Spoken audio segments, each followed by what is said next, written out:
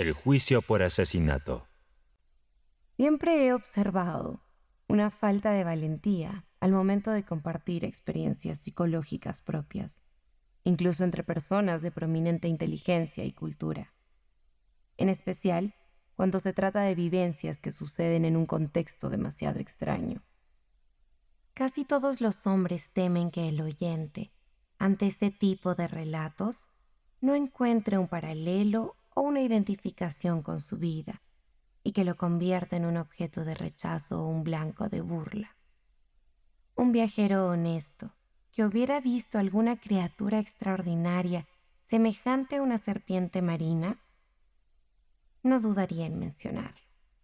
Pero el mismo viajero que hubiera tenido algún presentimiento singular, un impulso, un pensamiento extravagante, una visión, un sueño inesperado u otra impresión mental notable, vacilaría considerablemente antes de confesar. A esta desconfianza atribuyo gran parte de la oscuridad en que están envueltos tales temas. No comunicamos habitualmente nuestras vivencias que versan sobre aspectos subjetivos, como si lo hacemos con las vivencias del ámbito objetivo. La consecuencia es que la existencia de este tipo de experiencias parece insólito, y en realidad lo es, pero en el sentido de ser miserablemente imperfecto. En lo que voy a relatar, no tengo intención de establecer, contradecir o apoyar ninguna teoría. Conozco la historia del librero de Berlín.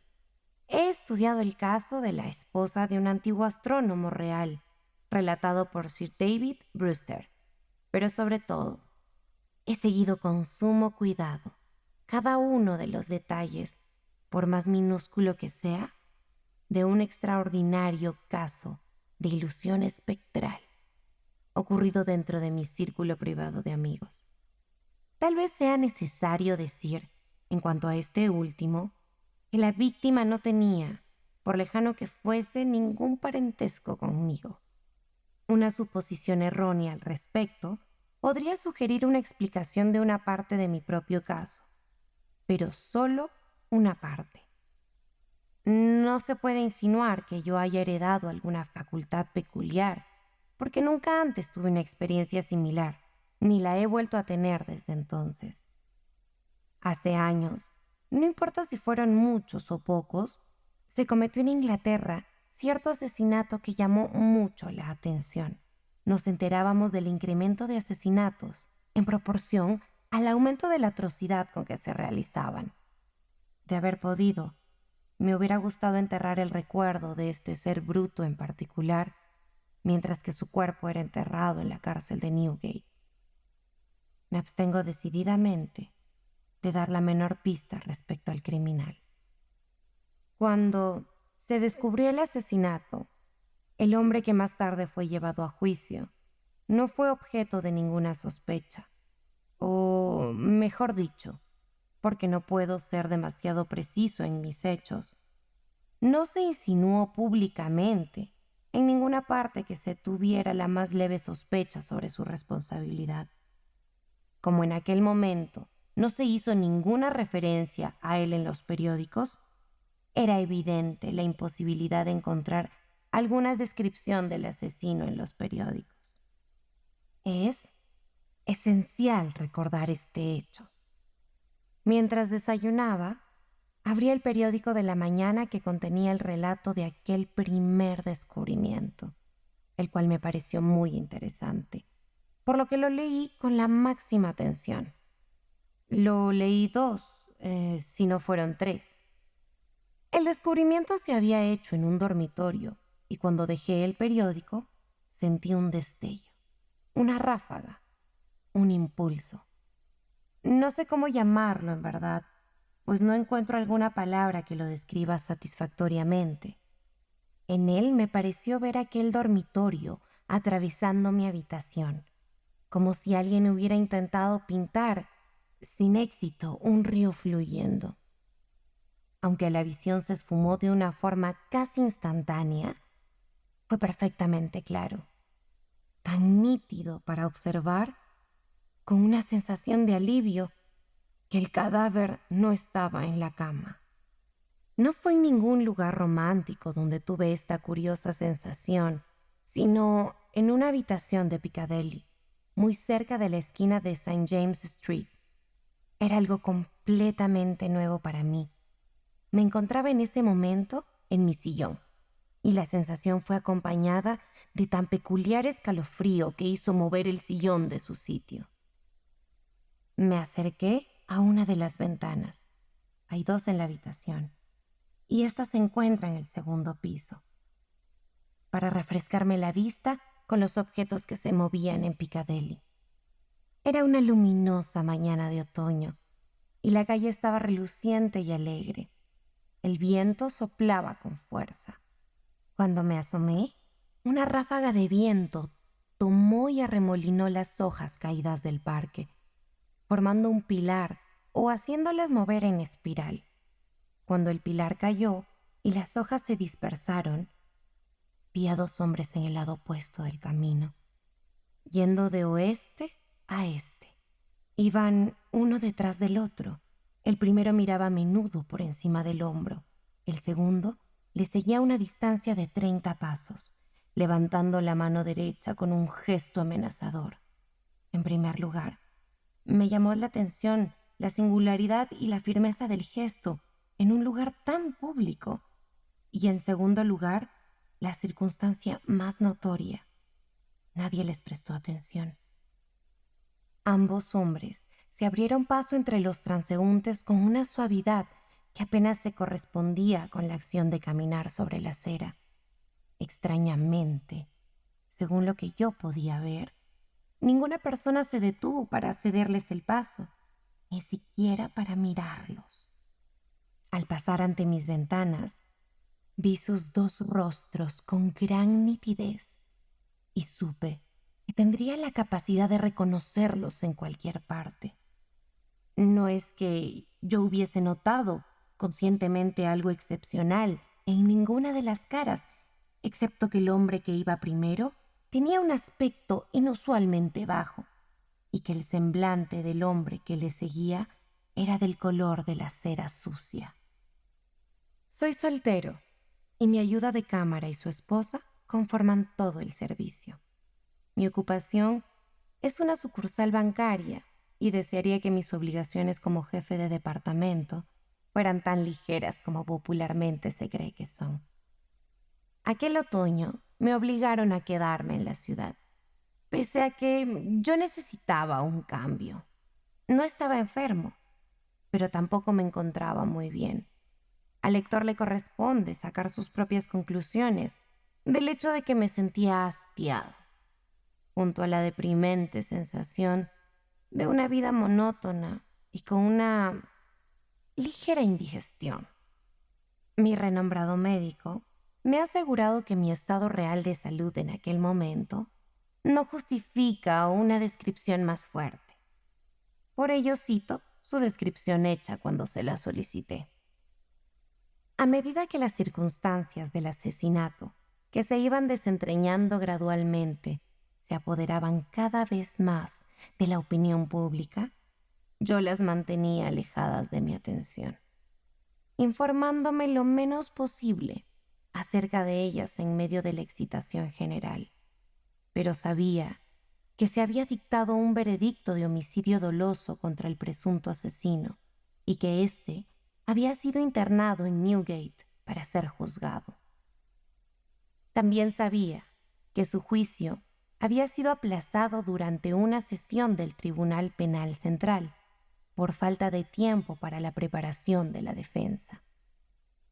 Puede que también supiera, aunque lo dudo, aproximadamente cuándo se celebraría la sesión del juicio propuesto.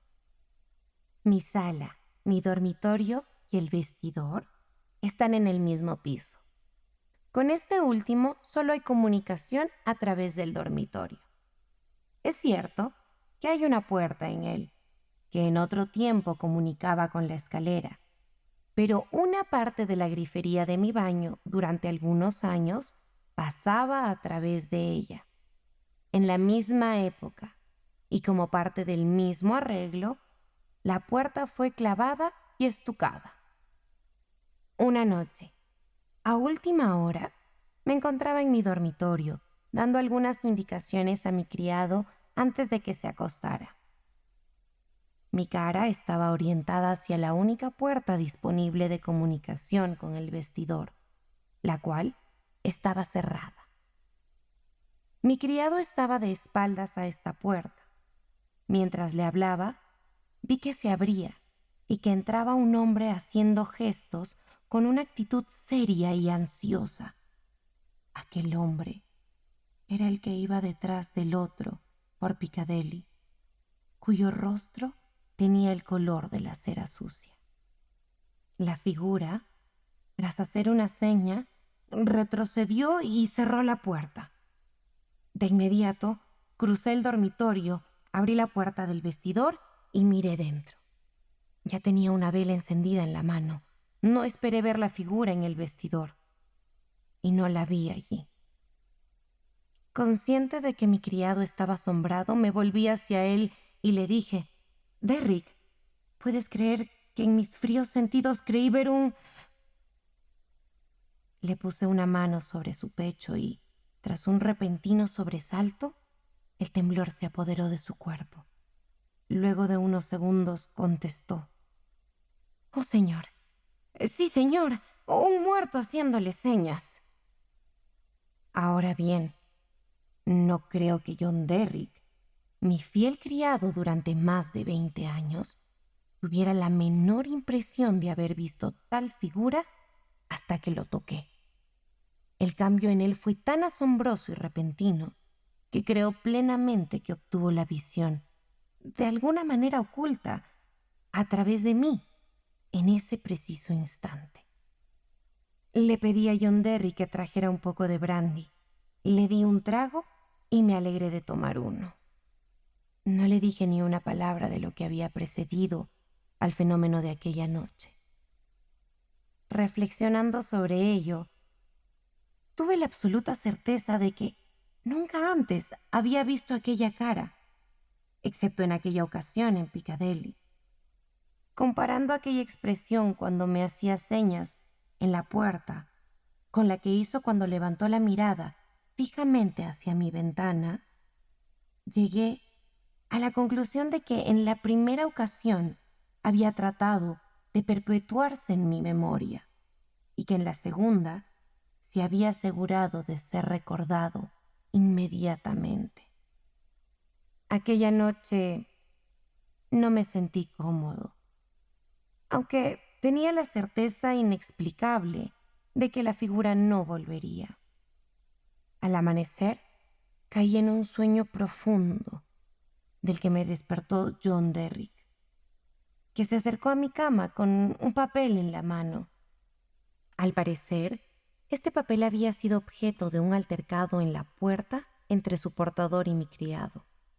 Era una citación para que formara parte de un jurado en las próximas sesiones del Tribunal Penal Central de Old Bailey. Nunca antes me habían convocado para formar parte de un jurado de este tipo, como bien sabía John Derrick. Él creía, aunque no estoy seguro en este momento de si con razón o sin ella, que los jurados elegidos solían ser de un estatus social inferior al mío. Fue por esto que se había negado a aceptar la citación al principio. El hombre que la entregó se había tomado el asunto con frialdad. Me dijo que mi asistencia o inasistencia no le importaba. Allí estaba la citación, y atenderla o ignorarla era mi problema. No era asunto suyo. Durante 1 o 2 días estuve indeciso entre responder esta llamada o no hacerle caso. No tenía algún interés o atracción en ninguna de las dos opciones, ni era consciente del rumbo misterioso que esto tomaría. De eso estoy tan seguro como de cualquier otra afirmación que haga aquí. Finalmente decidí, como una pausa en la monotonía de mi vida, que iría. El día señalado, el cielo era cubierto por una cruda mañana del mes de noviembre. En Piccadilly había una densa niebla que luego se tornaría negra y opresiva, envolviendo el barrio este de Temple. Encontré los pasadizos y escaleras del Palacio de Justicia claramente iluminados con gas, y el propio palacio igualmente iluminado. Creo que, hasta que no fui conducido por los oficiales del antiguo tribunal y vi su abarrotado de gente, no supe que el asesino iba a ser juzgado ese día. Si no fuera porque me ayudaron a entrar en el antiguo tribunal, y lo hice con considerable dificultad, no me hubiera enterado nunca a cuál de los dos tribunales se correspondía con el de mi citación. Pero esto no debe tomarse como una afirmación absoluta, pues no estoy completamente seguro de ninguno de los dos puntos. Tomé asiento en el lugar designado para que los jurados esperen y miré alrededor de la corte con dificultad, pues pesaba en el recinto una nube de niebla y aliento. Me fijé en el vapor negro que colgaba como una cortina turbia fuera de las grandes ventanas y noté el sonido sofocado de las ruedas sobre la paja. También me fijé en el murmullo de la gente reunida, del cual salía de vez en cuando un silbido estridente o una canción más fuerte que el resto. Poco después entraron los jueces, que eran dos, y tomaron asiento. El murmullo en la corte disminuyó repentinamente. Se ordenó que el asesino compareciera ante el tribunal. Allí compareció. Y en ese mismo instante reconocí en él al primero de los dos hombres que habían bajado por Piccadilly. Si me hubieran llamado entonces, dudo que hubiera podido responder de forma audible. Pero me llamaron en sexto u octavo lugar, y para entonces ya fui capaz de decir: «Aquí». Ahora, préstenme atención. Cuando ocupé mi lugar en el estrado, el prisionero, que había estado mirando atentamente pero sin ningún signo de preocupación, se agitó violentamente y le hizo señas a su abogado. El deseo del prisionero de recusarme era tan evidente que provocó una pausa, durante la cual el abogado, con la mano en el banquillo, susurró a su cliente y negó con la cabeza. Más tarde, supe por ese caballero que las primeras palabras del atemorizado prisionero fueron: «A toda costa, recusa a ese hombre». Pero que, como no pudo dar ninguna razón para ello, puesto que ni siquiera sabía mi nombre hasta que lo oyó pronunciar y yo aparecí, su abogado no lo hizo. Por la razón ya explicada, de que deseo evitar revivir el desagradable recuerdo de aquel asesino, como porque un relato detallado de su largo juicio no es indispensable para mi narración, me limitaré a los incidentes ocurridos durante los 10 días y noches en los cuales nosotros, el jurado, permanecimos juntos. Además, que guardan relación directa con mi curiosa experiencia personal. Es en eso, y no en el asesino, en lo que intento interesar a mi lector. Es a eso, y no a una página del calendario de Newgate, a lo que pido atención. Fui elegido presidente del jurado. En la segunda mañana del juicio, después de que las pruebas habían sido expuestas durante 2 horas, lo sé porque oí sonar los relojes de la iglesia, eché un vistazo a mis hermanos jurados y encontré una inexplicable dificultad para contarlos. Los conté varias veces, pero siempre con la misma dificultad. En resumen, los conté de más. Toqué al hermano jurado cuyo lugar estaba junto a mí y le susurré: «Hágame el favor de contarnos». Pareció sorprendido por la petición, pero volvió la cabeza y contó. «Vaya», dijo de repente, Somos 13, pero no es posible. No. Somos 12. Según el recuento que hice aquel día, a pesar de acertar en los detalles, siempre había uno de más en el cómputo global. No había razón alguna que lo explicara, pero yo tenía ahora un presagio interno de la cifra errónea que sin duda se avecinaba, y que ésta se debía a una especie de aparición.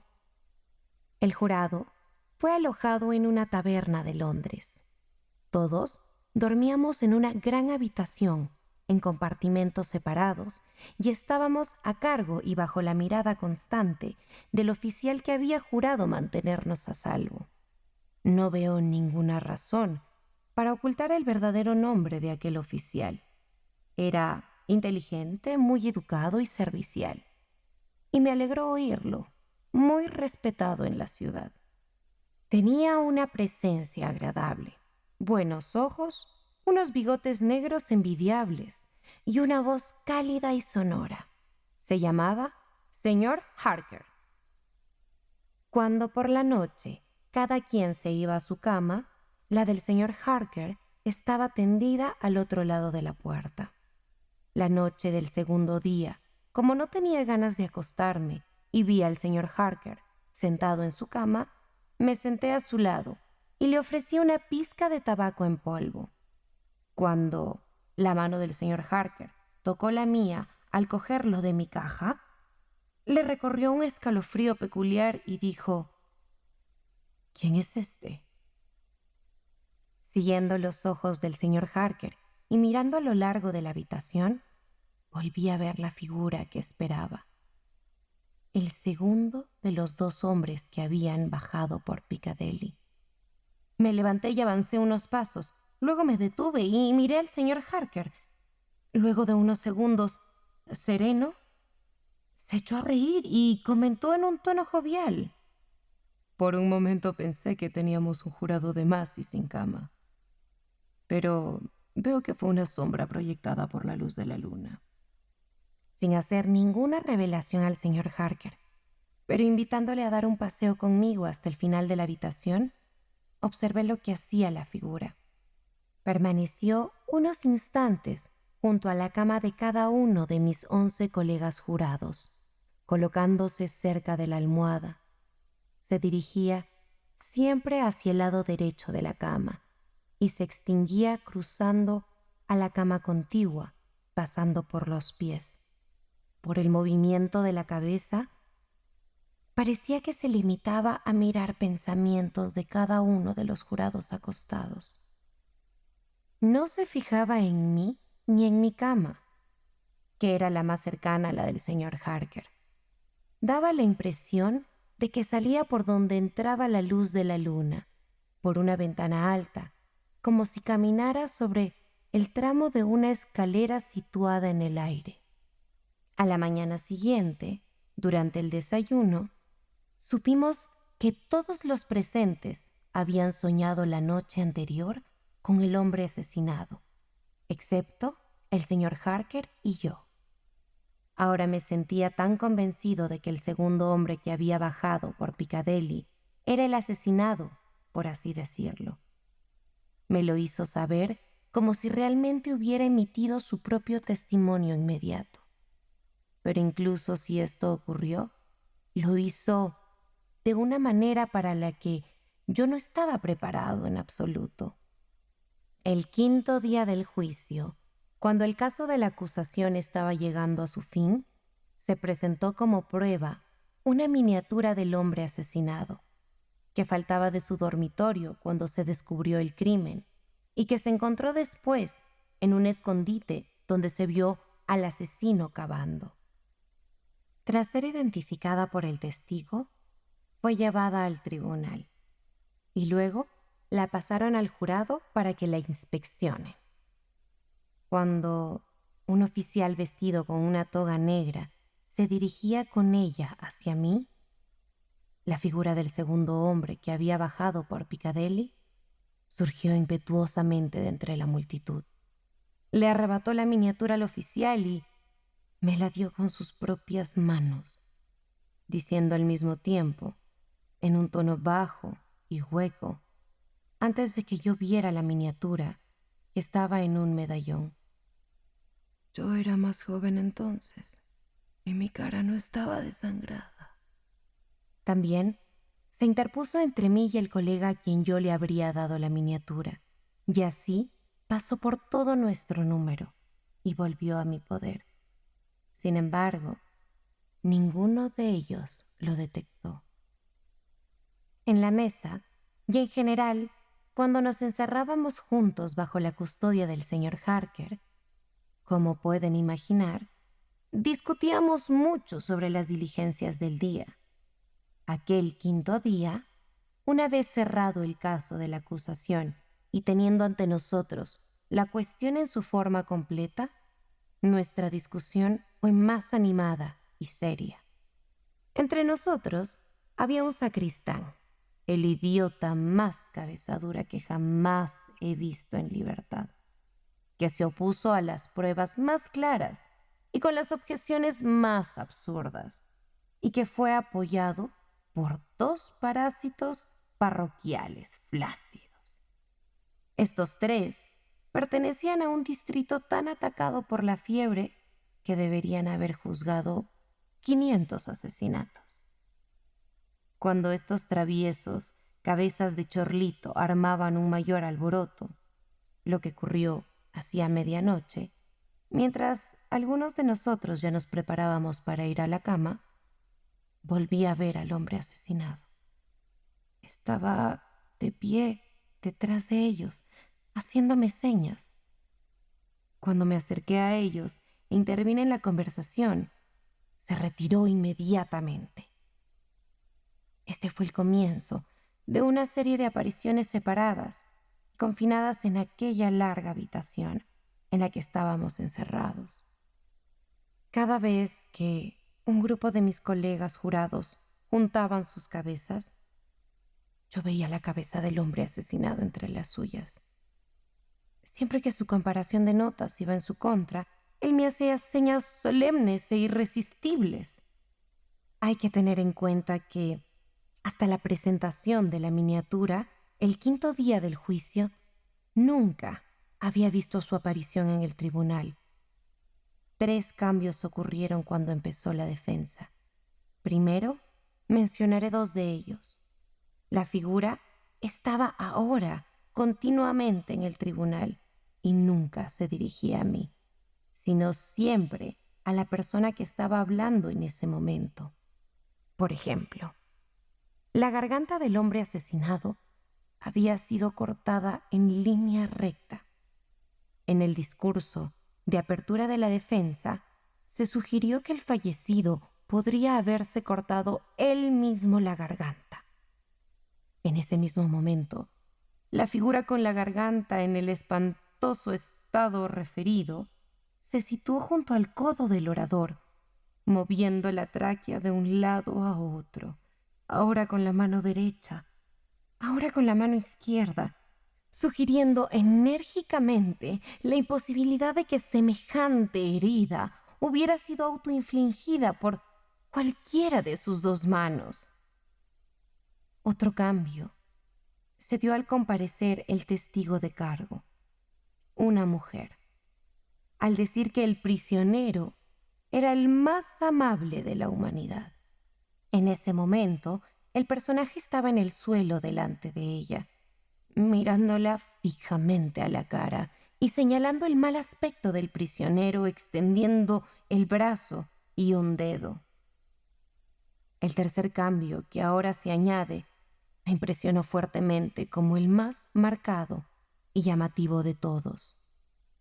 No teorizo sobre ello, sino que lo expongo con precisión y lo dejo aquí. Aunque la aparición no era percibida por aquellos a quienes se dirigía, su aproximación a tales personas iba invariablemente acompañada de cierta inquietud o perturbación por su parte. A mí me parecía como si leyes a las que yo no podía someterme le impidieran revelarse plenamente a los demás y sin embargo, sí podía ensombrecer invisible, muda y oscuramente sus mentes. Cuando el principal abogado de la defensa sugirió la hipótesis del suicidio y la figura se detuvo junto al codo del sabio caballero, serruchando espantosamente su garganta cortada, es innegable que el abogado vaciló en su discurso. Perdió durante unos segundos el hilo de su ingenioso discurso, se secó la frente con un pañuelo y se puso extremadamente pálido. Cuando la testigo de cargo estuvo delante de la aparición, sus ojos siguieron la dirección de su dedo señalado y se posaron con gran vacilación y preocupación en el rostro del prisionero. 2 ilustraciones adicionales serán suficientes. El 8º día del juicio, después de la pausa que se hacía todos los días a primera hora de la tarde, para descansar y refrescarse unos minutos, volví al tribunal con el resto del jurado un poco antes de que regresaran los jueces. De pie en el palco y mirando a mi alrededor, pensé que la figura no estaba allí, hasta que, por casualidad, levanté los ojos hacia la galería y la vi inclinarse hacia adelante sobre una mujer de apariencia muy decente, como para asegurarse de si los jueces habían vuelto a sus asientos o no. Inmediatamente después, esa mujer gritó, se desmayó y fue sacada. Lo mismo ocurrió con el venerable, sagaz y paciente juez que dirigió el juicio. Cuando terminó el caso y se acomodó con sus papeles para hacer el resumen, el hombre asesinado, entrando por la puerta de los jueces, avanzó hasta el escritorio de su señoría y miró ansiosamente por encima de su hombro las páginas de sus notas que estaba pasando. Un cambio se produjo en el rostro de su señoría. Su mano se detuvo. El escalofrío peculiar que yo conocía tan bien lo embargó y lo hizo titubear. Discúlpenme, caballeros, por unos momentos. El aire cargado me oprime un poco. Y tras decir esto, no se recuperó hasta que hubo bebido un vaso de agua. A lo largo de la monotonía de 6 de aquellos interminables 10 días, los mismos jueces y otros en el banquillo, el asesino, los abogados en la mesa, los mismos tonos de preguntas y respuestas elevándose hasta el techo del tribunal, el mismo ruido de la pluma del juez, los mismos ujieres entrando y saliendo, las mismas luces encendidas a la misma hora cuando todavía brillaba la luz natural, la misma cortina neblinosa exterior de las grandes ventanas cuando había niebla, la misma lluvia repiqueteando y goteando, las mismas llaves que cerraban y abrían las mismas pesadas puertas.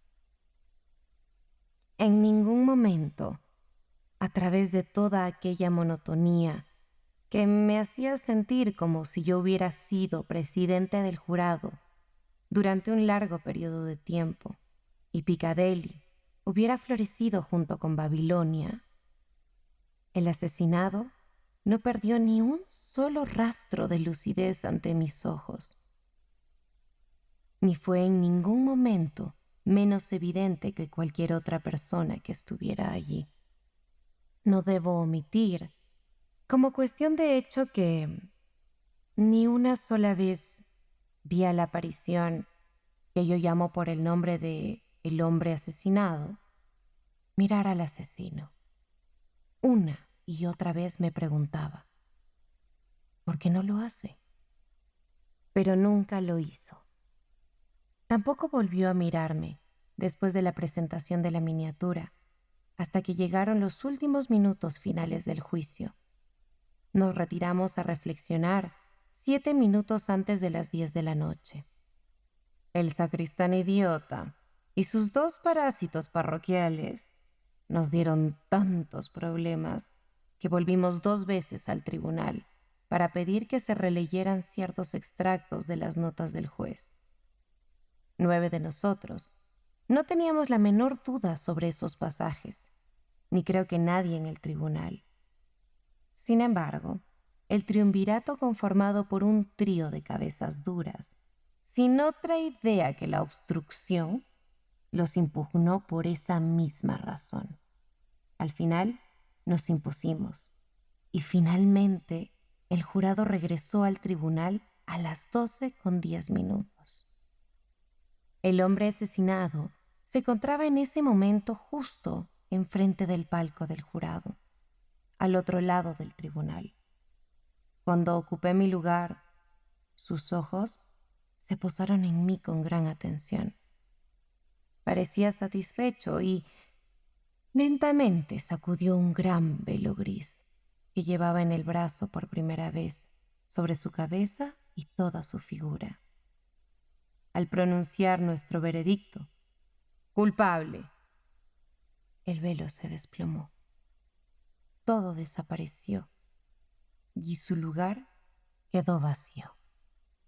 El asesino, al ser preguntado por el juez, según la costumbre, si tenía algo que decir antes de que se dictara la sentencia de muerte contra él, murmuró indistintamente algo que fue descrito en los principales periódicos del día siguiente como unas pocas palabras incoherentes y medio audibles, en las que se entendió que se quejaba de que no había tenido un juicio justo, porque el presidente del jurado estaba predispuesto contra él.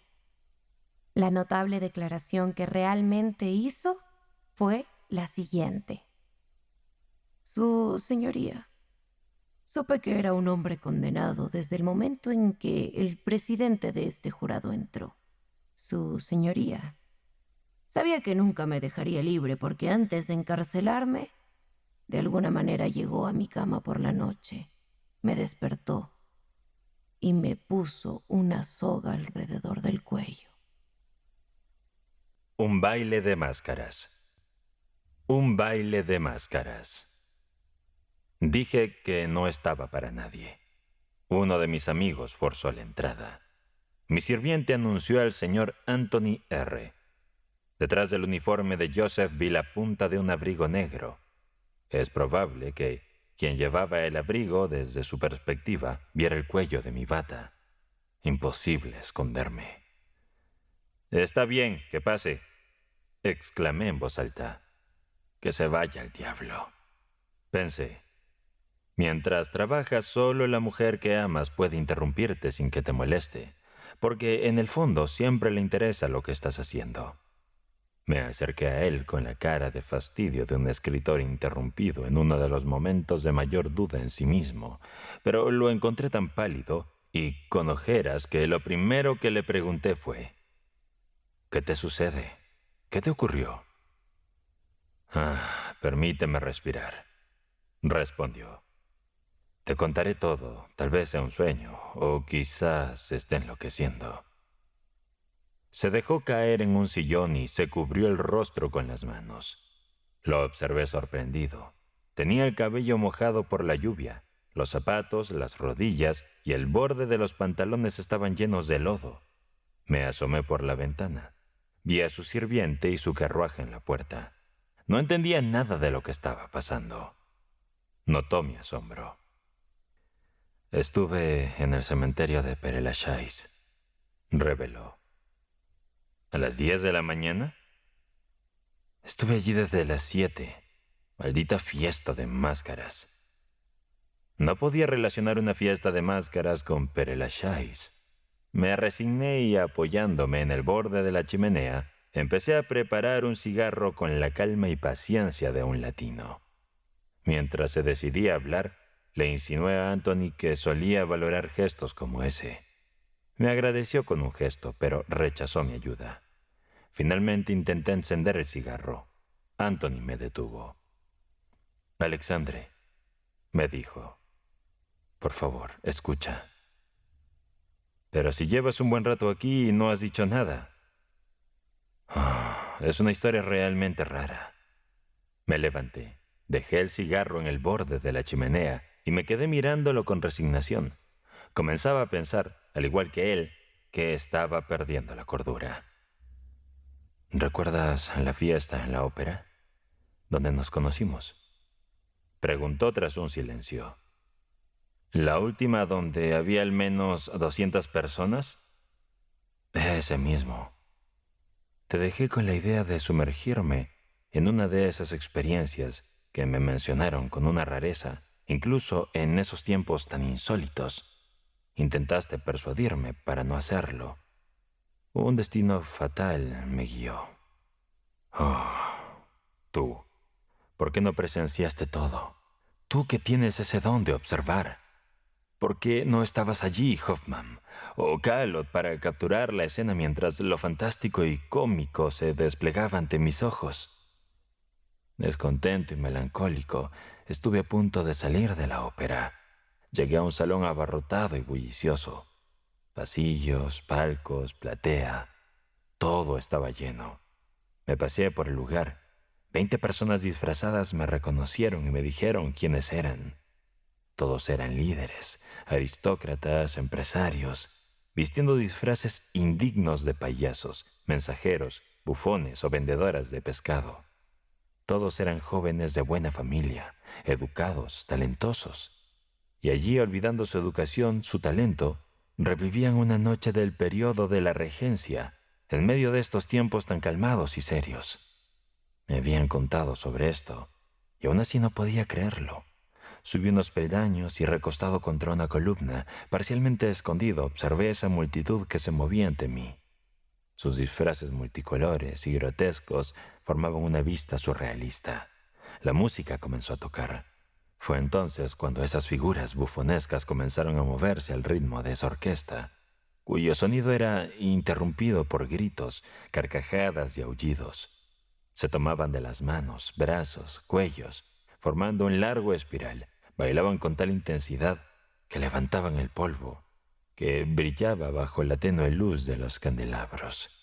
Giraban cada vez más rápido, con movimientos y gritos desenfrenados, balanceándose como personas ebrias, pareciendo un remolino de almas condenadas, castigadas por demonios. Sentía el viento de su vertiginoso movimiento. Al pasar, muchos me lanzaban comentarios que me hacían sentir incómodo. Todo ese ruido, esa música, se mezclaba en mi mente con lo que veía en mis ojos.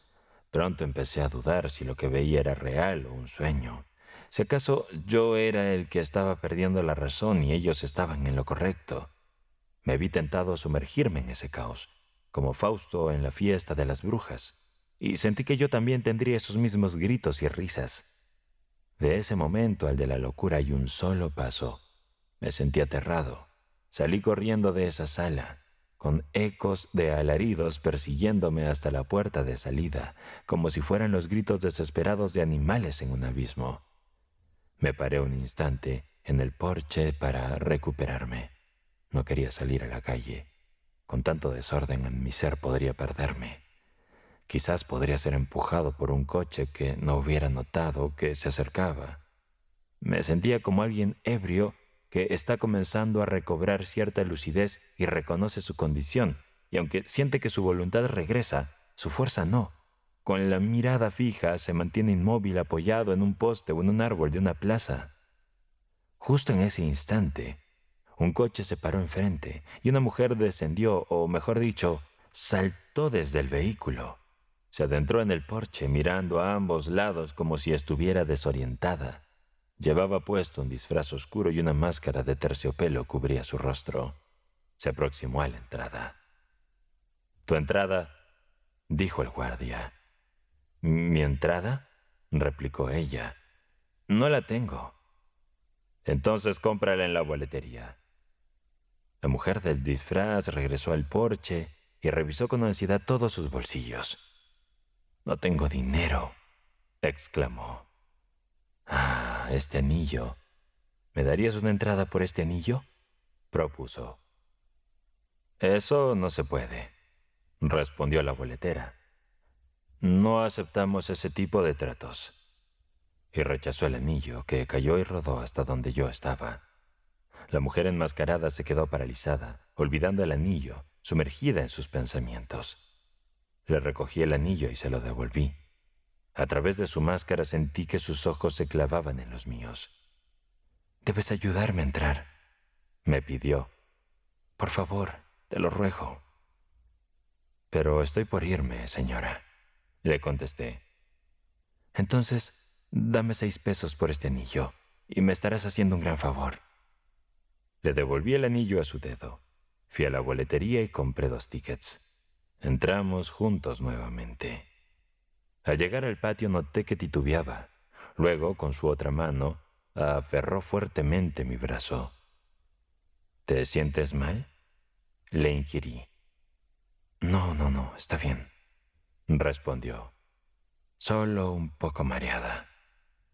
Me instó a avanzar hacia el vestíbulo. Ingresamos nuevamente a ese caótico lugar. Difícilmente nos abrimos paso entre la multitud de personas con máscaras. Ella se estremecía con cada comentario inapropiado que oía. Me sentí incómodo al verme acompañado de una mujer en un lugar donde se decían esas cosas. Finalmente nos detuvimos al final del vestíbulo. Cayó en un sofá mientras yo permanecía de pie frente a ella, apoyando mi mano en el respaldo de su asiento. «Oh, esto debe parecerte muy extraño», me dijo ella. «Pero no más extraño que para mí, te lo juro. No tengo ni la menor idea de todo esto». Miró la pelota. «Porque ni siquiera en mis sueños podría imaginar cosas así, pero me escribieron que estaría aquí con una mujer. ¿Y qué tipo de mujer vendría a un lugar como este?». Hice un gesto de sorpresa y ella lo comprendió. «Pero yo estoy aquí, ¿verdad? Quieres preguntar eso, ¿no? Pero para mí es diferente. Yo lo busco. Yo soy su esposa. En cuanto a esta gente, es la locura y la disipación lo que los trae aquí. Pero yo, santos cielos infernales, lo he estado buscando por todas partes. Pasé toda la noche en un cementerio. Estuve en Greve el día de una ejecución. Y aún así te juro, de joven nunca salí a la calle sin mi madre. Como esposa, nunca di un paso fuera sin un criado siguiéndome. Y sin embargo, aquí estoy, igual que todas esas mujeres que conocen tan bien el camino. Aquí estoy, dando mi brazo a un hombre a quien no conozco, ruborizándome bajo mi máscara por lo que debe pensar de mí. Lo sé. ¿Alguna vez has sentido celos, señor? Desafortunadamente, le respondí. Ella continuó. Entonces me perdonarás porque lo entiendes. Conoces esa voz que te grita, hazlo, como en el oído de un loco. Has sentido ese brazo que te empuja hacia la vergüenza y el crimen, como el brazo del destino. Sabes que en un momento así uno es capaz de todo, si solo puede vengarse. Estaba a punto de replicar cuando de repente ella se levantó, fijando sus ojos en 2 fichas de dominó que pasaban frente a nosotros en ese momento. «Silencio», dijo. Me apresuré a seguir sus pasos. Me vi involucrado en una intriga que no entendía en absoluto. Sentía que todos los hilos vibraban, pero no podía agarrar ninguno. Sin embargo, esta pobre esposa parecía tan perturbada que se volvía interesante. Obedecí como un niño. Tan poderoso es el sentimiento real y nos dispusimos a seguir a las 2 máscaras, una de las cuales claramente era un hombre y la otra una mujer. Hablaban en voz baja y los sonidos apenas llegaban a nuestros oídos. «Es él», murmuró ella. «Es su voz. Sí, esa es su figura». El último soltó una risa. «Esa es su risa», dijo ella. «Es él, señor, es él». La carta decía la verdad. Oh, Dios mío, Dios mío. Mientras tanto, las 2 máscaras seguían avanzando y nosotros las seguimos. Salieron del vestíbulo y nosotros salimos tras ellos. Subieron las escaleras que conducían a los palcos y nosotros subimos tras de ellos. No se detuvieron hasta que llegaron a los palcos del centro. Éramos como sus sombras. Se abrió una pequeña caja cerrada. Entraron en ella y la puerta se cerró tras ellos. La pobre criatura que sostenía en mi brazo me inquietaba por su agitación. No podía ver su rostro, pero al tenerla tan cerca, podía sentir los latidos de su corazón, su temblor y la tensión de sus extremidades. Era extraño recibir tal percepción de sufrimiento extremo de alguien cuyo rostro no podía ver, cuya agonía presenciaba ante mis ojos y cuyas razones desconocía por completo. Sin embargo, en ese momento, no habría dejado a esa mujer por nada del mundo. Cuando vio que las dos máscaras ingresaban a la caja y ésta se cerraba sobre ellos, se detuvo un instante, como petrificada. Luego de un salto, se acercó a la puerta para escuchar.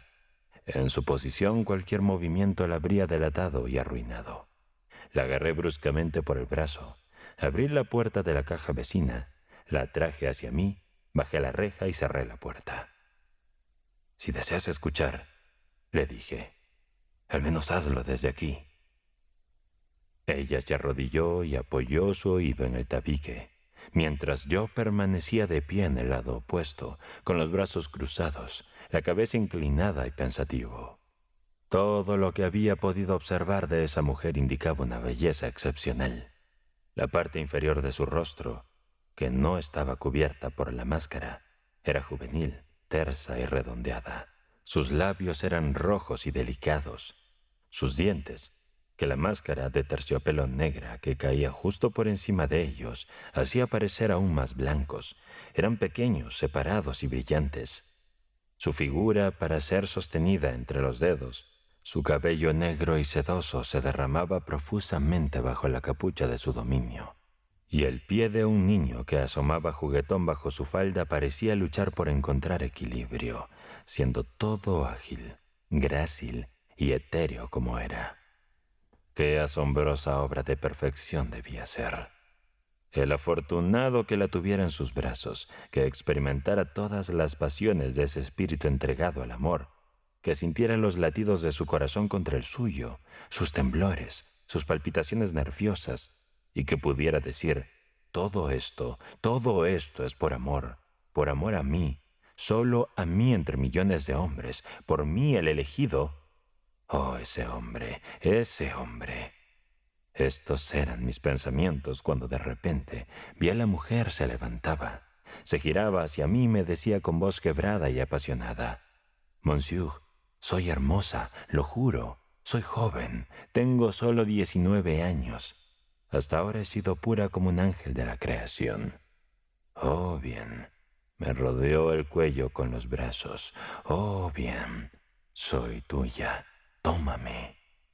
En ese momento sentí sus labios presionar los míos y experimenté una sensación más parecida a un mordisco que a un beso. Un escalofrío recorrió todo mi cuerpo, dejándome sobrecogido y consternado. Mis ojos se nublaron por un instante bajo un velo de llamas.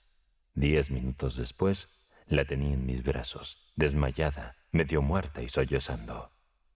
Poco a poco recobró la conciencia. A través de su máscara, pude ver los agotados que estaban sus ojos. Observé la parte inferior de su rostro pálido. Escuché el temblor de sus dientes chocando unos contra otros, como en un estremecimiento de fiebre. Veo todo esto una vez más. Ella recordó lo que había sucedido y se arrodilló ante mí.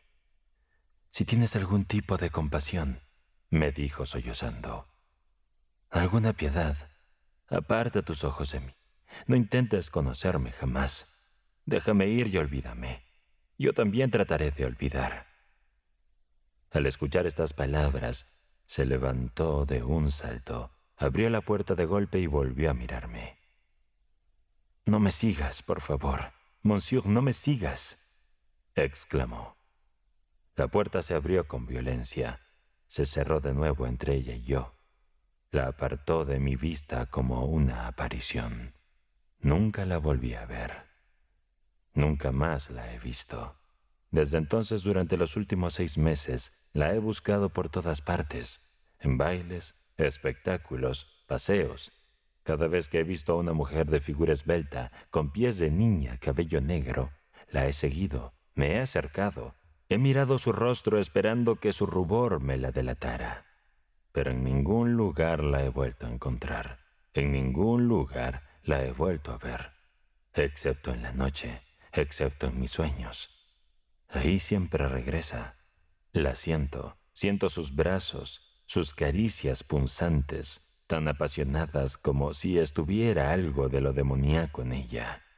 Entonces la máscara cae y su rostro aparece ante mí, a veces grotesco, borroso como si estuviera velado en una nube, a veces radiante como si estuviera rodeada por una aureola, a veces pálido, con la calavera blanca y desencarnada, los ojos desvanecidos de las cuencas, los dientes castañeando y escasos. Desde esa noche he dejado de vivir. Ardo en una pasión desquiciada por una mujer que no conozco, siempre esperando y siempre decepcionado de mis esperanzas. Celoso sin razón, sin saber de quién estar celoso, sin atreverme a confesar tal locura, y todo el tiempo perseguido, atrapado, consumido, devorado por ella. Al concluir estas palabras, sacó una carta de su pecho. «Ahora que te he contado todo», me dijo, «toma esta carta y léela». Tomé la carta y comencé a leer. «Has olvidado a una pobre mujer que no ha olvidado nada y que muere porque no puede olvidar. Cuando recibas esta carta, yo ya no estaré. Entonces ve al cementerio, pídele al conserje que te permita ver entre las tumbas más recientes una que tenga en su lápida el simple nombre de Mari. Y cuando te encuentres frente a esa tumba, arrodíllate y reza». «Ah, bien», continuó Antonio. «Recibí esta carta ayer y fui allí esta mañana. El portero me condujo a la tumba y permanecí de rodillas durante 2 horas rezando y llorando. ¿Comprendes? Ella estaba allí, esa mujer. Su espíritu apasionado se había ido. Su cuerpo, consumido por él, se había quebrado bajo el peso de los celos y el remordimiento. Estaba allí bajo mis pies. Había vivido y había muerto, desconocida para mí, desconocida, ocupando un lugar en mi vida como había ocupado uno en la tumba. Desconocida, enterrando en mi corazón un cadáver frío y sin vida, como había enterrado uno en la tumba. Oh, ¿puedes imaginar algo tan espantoso? Por lo tanto, ahora no hay esperanza, nunca volveré a verla. Desenterraría su tumba para intentar recuperar algún rastro con el que reconstruir su rostro. Y la amo todavía. ¿Comprendes, Alejandro? La amo como un loco y me mataría en este mismo instante para reunirme con ella si no tuviera que permanecer desconocida para mí por toda la eternidad, como lo fue en este mundo». Con estas palabras, él arrancó la carta de mis manos, la besó repetidamente y comenzó a llorar como un niño pequeño. Lo abracé y, sin saber qué decir, lloré con él. La perla del amor. La perla del amor. La perla es la más hermosa de las gemas, afirma el puritano, porque es obtenida del sufrimiento de un ser vivo. Sobre esto no tengo nada que decir, porque no siento ningún interés por las perlas. Su brillo turbio no me conmueve en lo absoluto. Tampoco puedo afirmar, en esta larga controversia, si la perla del amor es la más cruel de las historias o solo una simpática fábula sobre la inmortalidad de la belleza. La historia y la controversia resultarán familiares a los estudiosos de la literatura persa medieval. La historia es breve, pero los comentarios acerca de ella son muy importantes para entender aquella época. La han tratado como una composición poética con infinidad de significados. Los teólogos la han abordado copiosamente, sobre todo en lo referente a la restauración del cuerpo después de la muerte, y ha servido como parábola para quienes escriben sobre estética, y muchos han sostenido que fue un hecho verdadero, simple y llanamente auténtico. La historia se desarrolla en una ciudad de la India, que es, entre todas las tierras del mundo, el lugar más fértil para las historias de amor. La ciudad era soleada y estaba ubicada en medio de lagos y bosques y colinas y ricos valles. A lo lejos, las extensas cadenas de montañas, con sus inaccesibles picos y crestas eternamente nevadas, parecían colgar del cielo. Había un joven príncipe, señor de toda la tierra, quien encontró a una doncella de indescriptible belleza y que, tras poner su corazón a sus pies, la hizo su esposa. Su amor, repleto de alegrías y dulzura, fue exquisito, osado y maravilloso. Un amor más auténtico de lo que nadie haya soñado. Disfrutaron de él durante algo más de un año, y luego, a causa de un venenoso aguijón recibido en un matorral, ella murió. Ella murió, y durante un tiempo, el príncipe sufrió una postración total. Se mantenía taciturno e inmóvil de dolor. Temían que se quitara la vida y las tierras se quedaran sin amo, pues no tenía hijos ni hermanos que le sucedieran. Durante 2 días y 2 noches permaneció tumbado boca abajo, en ayunas, a los pies del lecho donde reposaba el cuerpo sereno y hermoso de su amada. Luego se levantó, comió, y como alguien que ha decidido sobre su destino, se le vio andar más tranquilo. Hizo poner el cuerpo de su amada en un ataúd de plomo y plata. Para ello, mandó a traer las maderas más preciosas y perfumadas de su reino. El ataúd debía estar bañado en oro, y alrededor habría un sarcófago de alabastro, con incrustaciones de piedras preciosas. Mientras se hacían los trabajos, pasaba la mayor parte del tiempo en los estanques y en los jardines, y en pabellones y arboledas, y las cámaras del palacio. En todos esos lugares donde ambos habían pasado tanto tiempo juntos, y que ahora le hacían añorar su hermosura. No se rasgó las vestiduras, ni se bañó con ceniza o se castigó con el cilicio, como era costumbre. Consideraba que su amor había sido demasiado grande para tales extravagancias. Finalmente se presentó ante sus consejeros y el pueblo, y les dijo lo que pensaba hacer. Dijo que nunca más podría tocar a una mujer, que nunca más podría pensar en ellas, y que, por lo tanto, lo mejor sería escoger a un joven heredero. Él mismo lo entrenaría para su tarea, para que cumpliera sus deberes de príncipe de la mejor manera. Por lo demás, emplearía su poder, fuerza y riquezas para levantar un monumento digno de su incomparable, querida y perdida amante.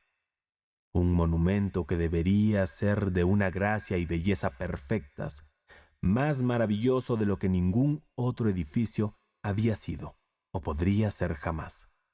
Un edificio que, hasta el final de los tiempos, sería una maravilla y que los hombres protegerían y visitarían desde todos los confines de la tierra, solo para honrar el nombre y la memoria de su reina. Dijo que este monumento se llamaría la Perla del Amor.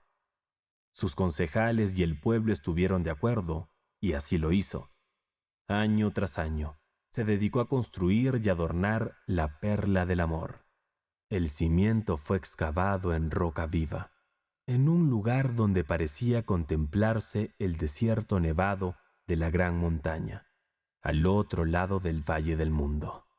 Podían verse aldeas y colinas, un río serpenteante y a lo lejos 3 grandes ciudades. Colocaron el sarcófago de alabastro bajo un pabellón diseñado con astuta maestría. A su alrededor se dispusieron pilares hechos a base de una extraña y preciosa piedra.